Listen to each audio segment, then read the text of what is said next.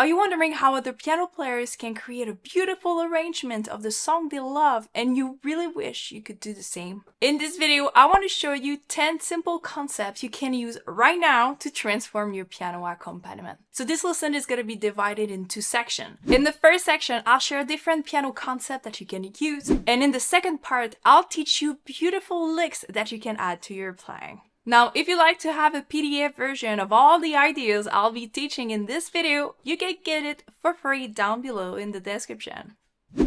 Alright, so let's dive in. For this video, I'm going to be using the 1-6-4-5 chord progression in C major to share all the different ideas and concepts. So I'm going to be in the C major key, so this gives us C major for the first degree, so C, E, and G. A minor for the 6th degree, so it's A, C, and E. F major for the 4, so it's F, A, and C. And we get G major for the 5, that is G, B, and D. So the 4 chords, classic chord progression here that I'm going to be using to share with you these ideas. So the first concept I want to share with you is adding a grace note using the 2nd note of the chord, of the scale you're playing. So let me show you an example here. So if I just use this grace note here with the D going to the E, same thing here, it adds so much.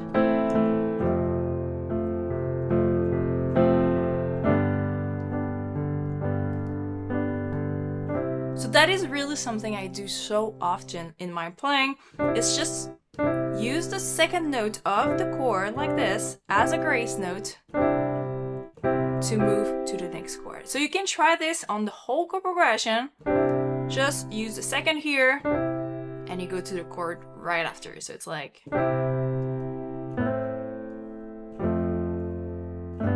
And that works for any type of chord. So that is really cool to start adding here.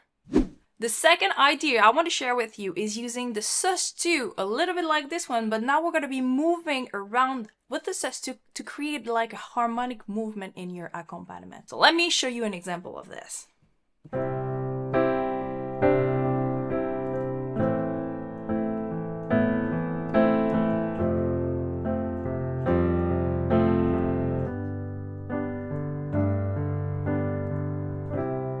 So as you can see here, I'm just playing super simple quarter note, but instead of playing 4 equal quarter notes like this on the C major chord, I'm moving to the sus2 and back to the chord. So a sus2 is actually replacing the 3rd with the 2nd note of the chord, of the scale.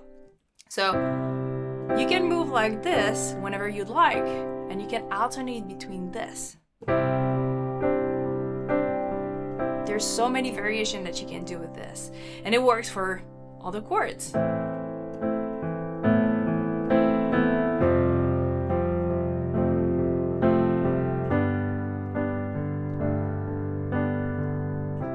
Like this. So it's super pretty to use the sus2 as a harmonic movement in your accompaniment. Alright, now the third concept, super useful in pop music, is using arpeggios in your accompaniment.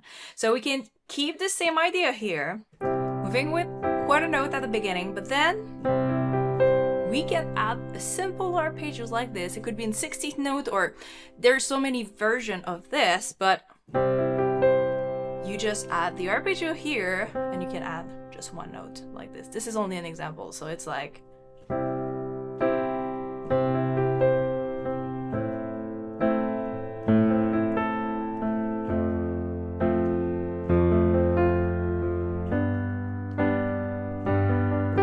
So I'm truly only using the chords of the chord progression here and moving around with different concepts, different ideas that you can easily transpose and use on any chord. Again, quarter note here, the arpeggios of C major, quarter note, the arpeggio of A minor, same thing here, like this. Let me show you if I move around a little bit with arpeggios, how could it sound like?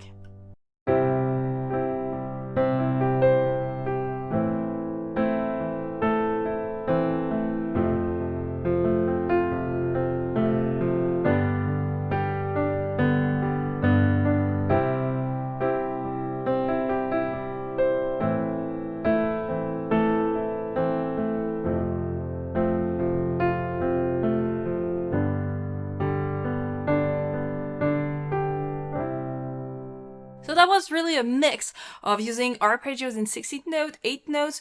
You can do so much by just using the idea of arpeggios with your chords. Alright, so the next one is simply using the chord inversion in quarter notes, moving up and down the piano. That is one that is super useful if you want to just move and go higher to have like more intensity in your playing. So that is very useful. So it could sound just like this.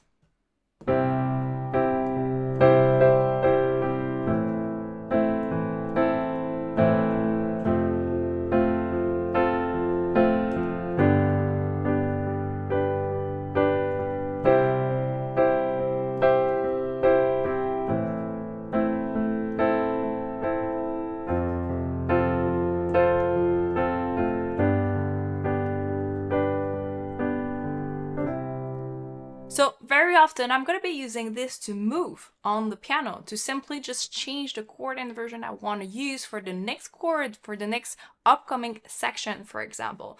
So you can add rhythm to this, but these are only chord inversion, just moving up. That's a skill that you can develop, and it's so useful when you play. Then we can go like this. I can stay here knowing that maybe I want to use this chord inversion instead of the one lower here. So that's a really cool thing if you're like, oh my god, I'm going too low now on the piano. What can I do to just move higher but without just jumping? You can do that. You can use chord inversion like this, and then there you go, you're a little bit higher.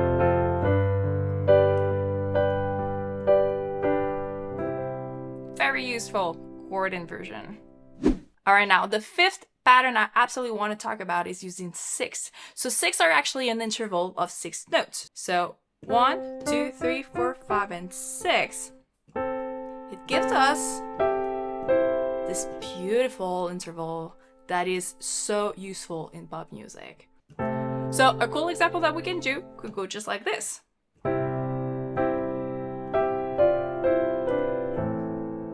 Like this. So what just happened here is that I started higher here with the 5th and the 3rd of the chord, of the C major chord, and I'm just moving in 6th down the scale. And those notes are just so beautiful, because I'm using the notes of the scale to create these 6. So you could do like,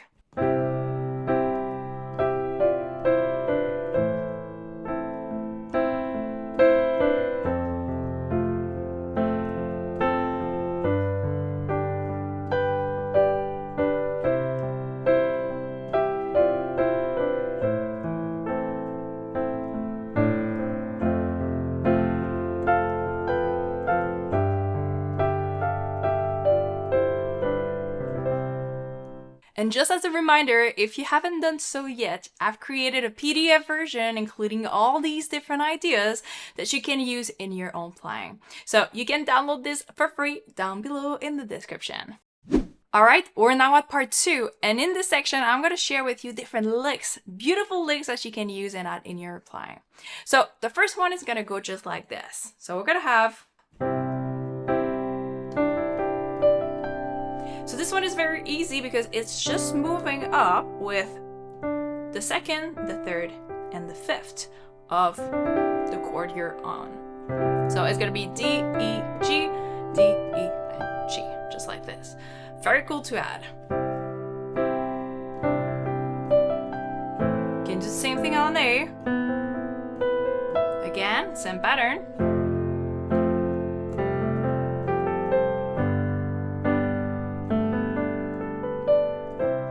So this is truly just a formula that you can use using the degrees, and you can transpose this on all the different chords. The next one is one of my favorite, and it's absolutely beautiful, and it sounds just like this.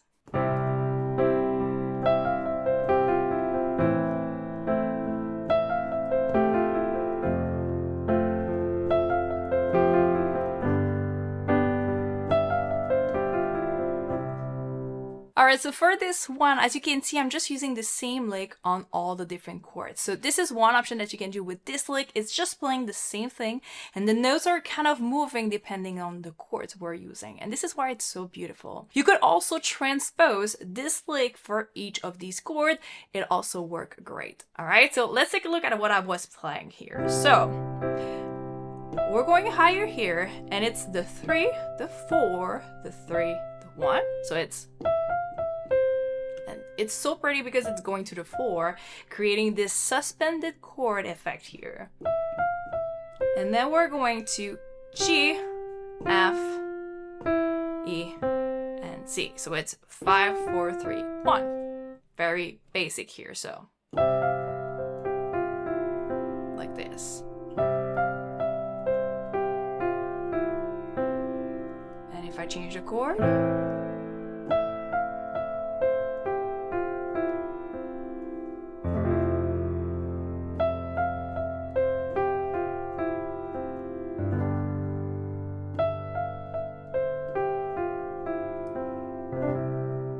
so pretty. So you can learn this lick and just add it in your own playing. Alright, now the next lick is a little bit shorter, and it sounds just like this.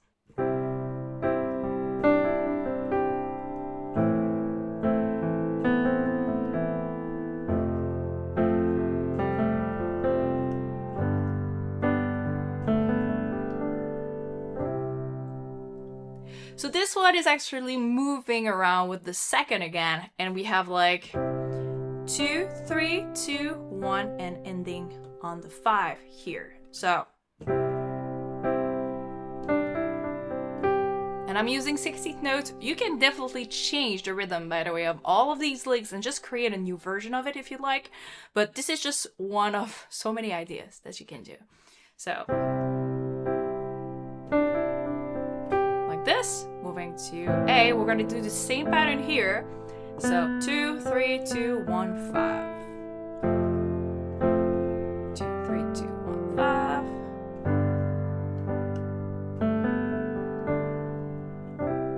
A very beautiful idea.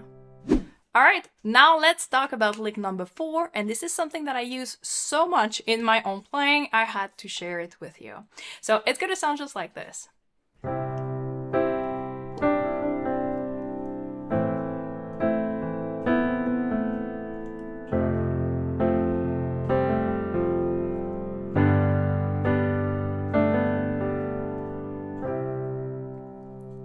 Alright, so this one is very cool because it's actually, again, adding the same idea around the 2nd, the 3, the 2nd, and the 1, and we're keeping the 5th on the top.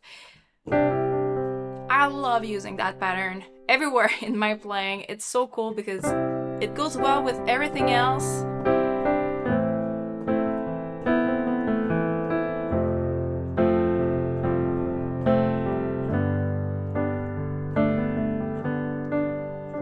And you can really mix it with all the different patterns we've been talking about. So again, we're keeping the 5 on the top and we're moving 2, 3, 2, 1, just like this. It's very pretty.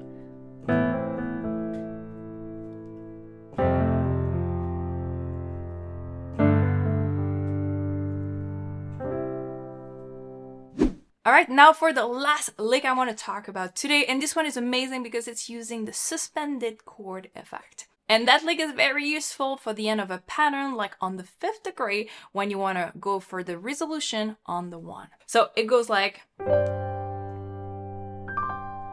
It's so beautiful. So basically, I'm using the G chord here because it would be on the 5th degree of what we want to play, and it's the 1, 4, 5, 1 of the G chord here. So you go up like this, so it's another arpeggiated chord up, and then same chord, an octave higher, but going backwards. Very beautiful. All right, so let me show you with the chord progression, if I do that on the G major chord, what's gonna happen.